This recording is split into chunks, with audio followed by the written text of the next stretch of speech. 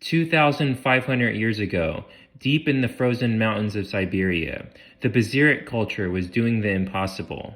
They performed successful brain surgery and bred super horses that fueled the world's first great cavalry.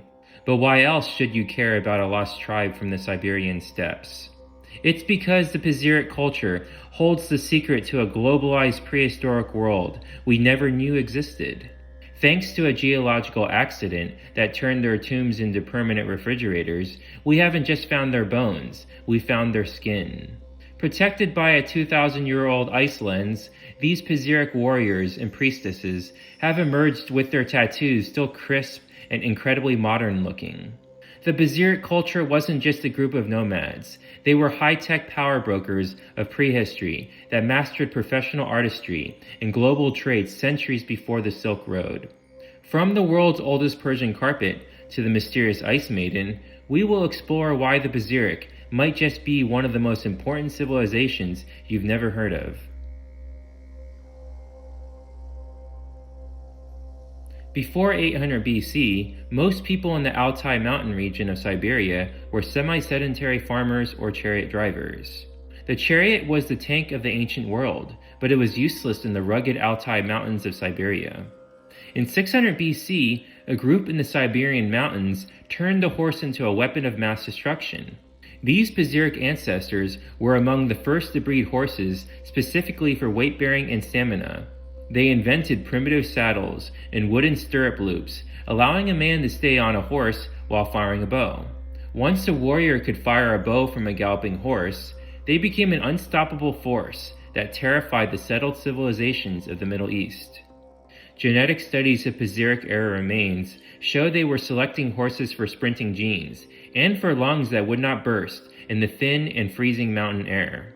The Pazyryk were some of the world's first geneticists who built a living, breathing war machine.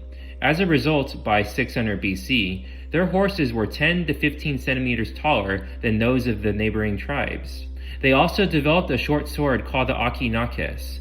It was designed for close quarters combat on horseback. It was revolutionary as most ancient swords were designed for dismounted combat. They were often made of high-quality bronze or early iron and inlaid with gold to blaze in the sun and blind the enemy.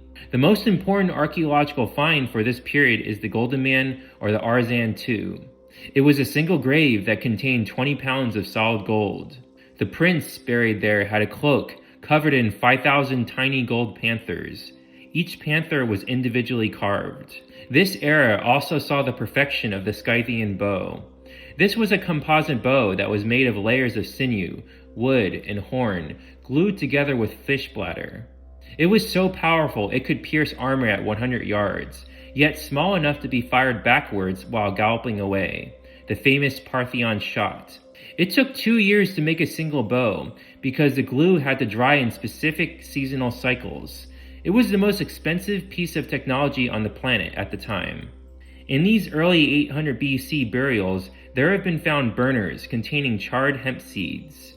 Before a battle, these horse lords would crawl into small felt tents, throw hemp on hot stones, and inhale the smoke to go into a trance to communicate with the great mother goddess. The smoking kit consisted of a bronze cauldron, leather tents, and charred cannabis seeds. A kurgan is a type of tumulus or burial mound, typically featuring a conical heap of earth or stone raised over a timber-roofed grave chamber. Originating on the Pontic-Caspian steppe around 4000 BC, they are associated with ancient nomadic cultures and were used to bury nobility or prominent individuals along with weapons, horses, and grave goods. The Pazyryk culture created a vast landscape of tombs because these structures were not merely graves. They were permanent monuments for a mobile society. In a world where people lived in temporary tents and moved with the seasons, these stone monuments served as the only fixed landmarks in their universe. For nomads, kurgans served as territorial markers. Building a massive stone mound in a Pacific valley was a way of saying that the pasture belonged to the clan due to the roots of their ancestors buried there. The larger the mound, the more powerful the clan's claim to that grazing land.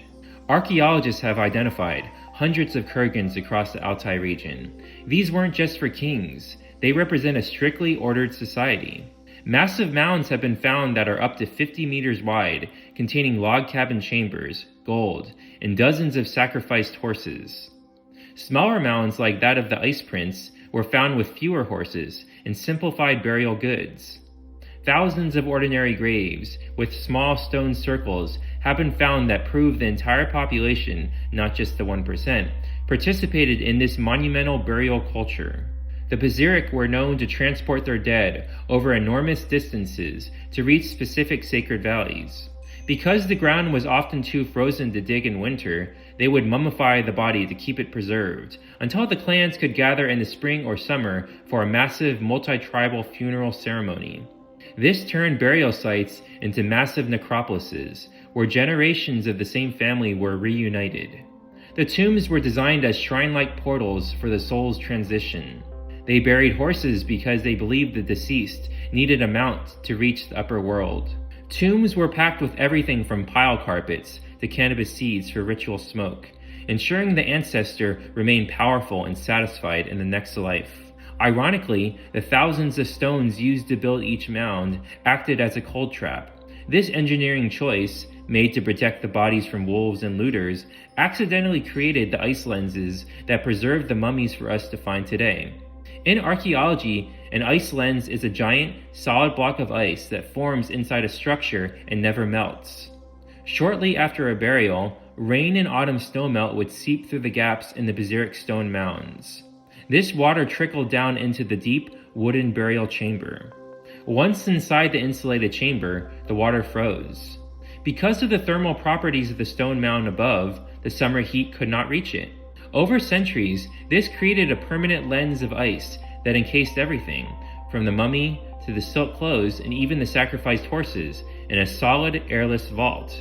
The Pazyryk people were definitely trying to preserve the body, but they relied on biology, while the earth provided the physics. It's accidental because though the Pazyryk people went to great lengths to preserve their dead through mummification, the permanent deep freeze that saved their tattoos and clothing was a byproduct of the tomb's engineering, but not necessarily the primary goal. The Pazyryk people were also expert embalmers. They surgically removed organs and replaced them with herbs and wool to stop decay from the inside and to keep the body's shape. They even used mercury compounds to stabilize the tissues. This was not primitive work. It was professional medical knowledge that matched the sophistication of ancient Egypt, all of which was happening in the middle of a Siberian mountain range. In a bizarre twist, many of these tombs were robbed shortly after they were built. However, the holes the looters dug actually allowed more water to pour into the chamber, which then froze and created a better seal, protecting the remaining less valuable items like clothes and skin from rotting away. When archaeologists opened these tombs in the 20th century, they found horses with grass still in their stomachs and human skin that was still pliable. They literally smelled the foul odor of spoiled meat from 400 BC. Discovered in 1993, the Ice Maiden, Princess of Ukok, is the ultimate face of this era. She was buried with 6 harnessed horses, a 3-foot-tall headdress, and a white silk blouse. This silk came from wild silkworms in India, proving that the Pazyryk culture was connected to a transcontinental trade network. She was not a queen in the traditional sense, but more like a shaman or priestess. Analysis of her remains suggests she suffered from breast cancer and likely used cannabis as pain relief. Animal-styled art went into overdrive under the Pazyryk. They created hybrid monsters, essentially creatures with the body of a deer, but the beak of a griffin, and antlers that turned into birds' heads. They even made leather masks for their sacrificed horses to wear, turning them into mythical griffins for the afterlife. These were massive leather and felt masks, with giant horns or eagle beaks. Therefore, they were not just bearing horses, as in their minds they were transforming them into mythical monsters to carry the dead into the next dimension. 2 of the world's most famous textiles date to the heyday of the Pazyryk carpet and a massive felt wall hanging. The carpet is so advanced that researchers believe it must have come from a royal workshop in the Persian Empire. How did a nomadic tribesman in Siberia end up with a rug from the world's greatest superpower of the time? Researchers think that the answer lays in how the Pazyryk were either high-level diplomats or feared mercenaries. The period between 400 and 350 BC represents the golden age of global trade for the Pazyryk, when Siberia was not a remote wilderness, but a cosmopolitan crossroads. During this era, the Pazyryk elite acted as the gatekeepers of early trans-Eurasian trade, acquiring the world's finest luxuries.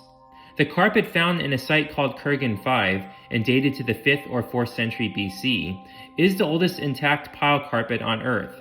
It features a density of around 3,600 knots per square decimeter, a level of skill that would take centuries to develop. It is a Persian masterpiece, found 2,000 miles from its home. Its design, riders and stags, mirrors the stone carvings at Persepolis, the capital of the Persian Empire. The Persian Empire was the superpower of the age, but they had a major weakness. Their heavy cavalry needed bigger, faster, and stronger horses than the small breeds of the Iranian plateau. The Pazyryk were the world's premier biological engineers of war horses. It is highly likely the Persian kings sent master-crafted rugs, jewelry, and silk as official diplomatic bribes or royal presents to secure a steady supply of Siberian horses. Historical records suggest that Pazyryk warriors were not just tribal nomads, but were the most feared hired cavalry of the ancient world. Persian kings might have hired these men as elite bodyguard units or mercenaries. Items like the Pazyryk carpet were likely part of their high-stakes salary, brought back to the Altai Mountains as proof of their service to the King of Kings. Siberia was the primary highway for trade between China, India, and the Near East. Nomadic elites likely extracted transit taxes from any royal caravan moving across their territory. If a caravan refused to pay, the Pazyryk would simply raid it. The luxuries found in the ice may be plundered spoils from a royal shipment that was never meant for them. The Pazyryk also may have been global power brokers. They may have not just stumbled upon these items. Instead, they were the essential middlemen that the Persian Empire could not conquer and had to pay off with the finest art in the world. Elite Pazyryk burials contain the oldest known embroidered Chinese silk. Fragments from Kurgan V show delicate chain-stitched birds in floral patterns identical to those found in ancient Chinese sites. The Pazyryk did not just wear this silk as clothing. In fact, they were so wealthy that they used it to make saddle covers. Beyond rugs and silk, the tombs contained coriander seeds and cowrie shells from the Indian Ocean. These items proved Pazyryk trade reached from the Pacific to the Indian Ocean. The Ice Maiden herself was buried in a blouse made of wild silk, likely from India. 300 years before the 2nd century BC Silk Road, Siberia was already linked to the jungles of India and the courts of China by a network of horse lords. Between 1947 and 1949, archaeologist Sergei Rudenko excavated tombs in the Bolshay-Ulugan River Valley of the Altai Mountains of the USSR. These excavated tombs provided the first evidence of tattooing by the Pazyryk culture, though at the time many of the tattoos remained hidden due to the darkening of mummified skin. Nevertheless, researchers of the time still attempted to draw the visible tattoos by hand to document them. In 1948, Rudenko discovered a find him and others called the Chieftain in tomb number 2. It was a male mummy with visible tattoos. The Chieftain find is famous for having a large lion or tiger motif on his right shoulder and extensive animal-styled art on his torso and limbs. He was estimated to have been buried in around 300 BC. In 1949, Rudenko discovered another male and a female buried together in tomb number 5. At the time, no tattoos were visible on either body, and it was assumed that they had no tattoos. They were estimated to have been buried around 250 BC. In 1993, on the Ukok Plateau, in Tomb 1, the remains of a woman aged around 25 years old were discovered by Natalia Polosmak. She is estimated to have been buried between 450 to 400 BC. Unlike the earlier finds, her tattoos were immediately and strikingly visible. The remains feature an iconic deer with a griffin's beak on her left shoulder. Between 2003 and 2005, researchers at the Hermitage Museum used infrared photography on the 1940s mummy finds for the first time. The female mummy from Tomb 5 found by Rudenko in 1949 was finally revealed to be heavily tattooed. In 2025, high-resolution digital near-infrared photography was used to analyze the same woman from Tomb 5 in extreme detail. This is the same woman found by Rudenko in 1945 and infrared scanned in 2003. The 2025 study also confirmed she was approximately 50 years old at death. For decades, one only had hand-drawn sketches of her tattoos because the mummified skin had darkened to a deep brown, making the black ink almost invisible to the naked eye. Using sub-millimeter, near-infrared imaging, researchers saw through the dark skin for the first time. This revealed never-before-seen details. The tattoos on her right arm were sophisticated and expertly applied, while those on her left were simpler and more clunky. This suggests they were done by two different artists, a master and a novice, suggesting tattooing was a professional, trained craft in Pazyryk society. Or it could suggest that the person was trying to tattoo themselves.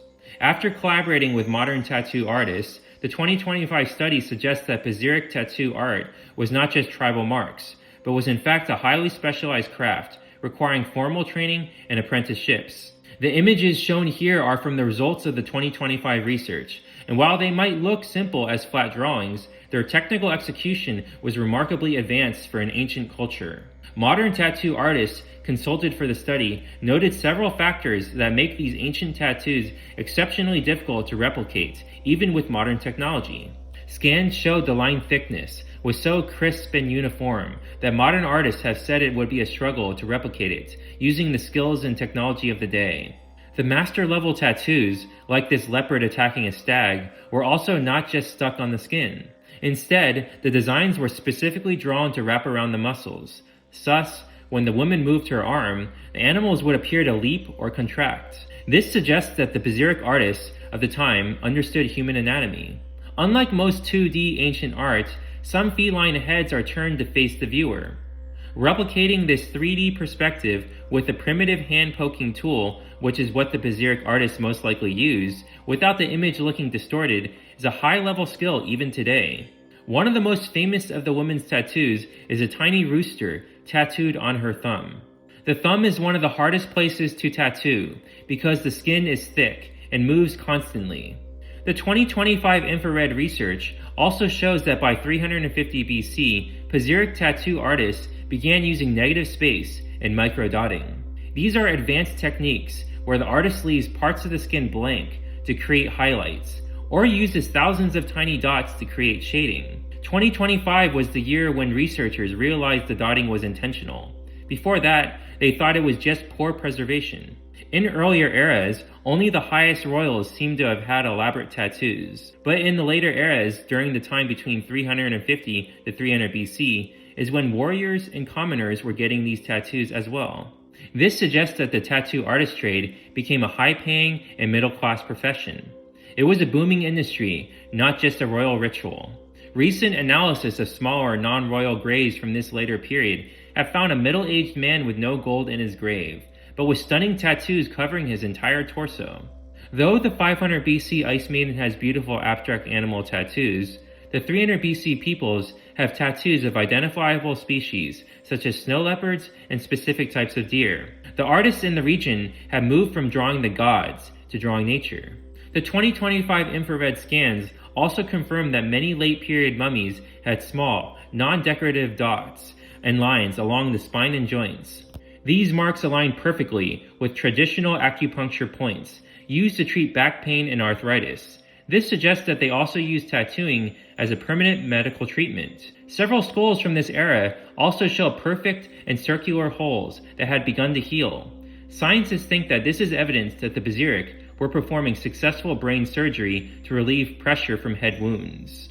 Recent 2025 research using scanning electron microscopes also revealed that the Pazyryk used a complex fermentation technique on sheep's wool before dyeing it. This technique, using madder root and aluminum, made the red colors so bright and durable that they are still vibrant 2,500 years later. By around 200 BC, the Pazyryk were eventually absorbed into history's first great steppe empire. To the south, the Xiongnu, the rivals who forced China to build the Great Wall, began expanding. The Pazyryk, once independent lords, were forced to either fight them or join them. DNA evidence from this era shows a massive shift. The Western DNA of the early Pazyryk begins to blend heavily with the Eastern and Mongolian DNA. The Pazyryk essentially became the ancestors of the Mongols and Huns. Unfortunately, as the Pazyryk joined the Xiongnu, their beautiful and swirling animal tattoos and gold art disappeared, replaced by the more geometric and military styles of the Xiongnu Empire.